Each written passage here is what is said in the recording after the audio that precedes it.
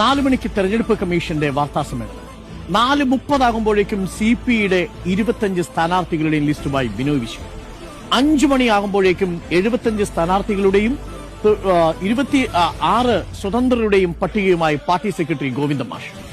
5:30 മുഴുവൻ സ്ഥാനാർത്ഥികളും ഇടതുമുന്നണി സ്ഥാനാർത്ഥികളും തെരുവിൽ അണികൾക്കുമായി റോഡ് ഷോ നടത്തുന്നു. അതായത് ഇലക്ഷൻ കമ്മീഷൻ തിരഞ്ഞെടുപ്പ് തീയതി പ്രഖ്യാപിച്ച് 1 മണിക്കൂറിനുള്ളിൽ സ്ഥാനാർത്ഥി പട്ടികയല്ല, സ്ഥാനാർത്ഥികളുമായിട്ട് റോഡ് ഷോ നടത്തുന്ന പാർട്ടിയായിട്ട് CPM-ഉം CPI-യും മാറിക്കഴിഞ്ഞിരിക്കുന്നു, അഥവാ LDF മാറിക്കഴിഞ്ഞിരിക്കുന്നു. 106 സ്ഥാനാർത്ഥികൾ ഇന്ന് തെരുവിലിറങ്ങി അവരുടെ തെരഞ്ഞെടുപ്പ് പ്രചരണം ആരംഭിച്ചു കഴിഞ്ഞിരിക്കുകയാണ്.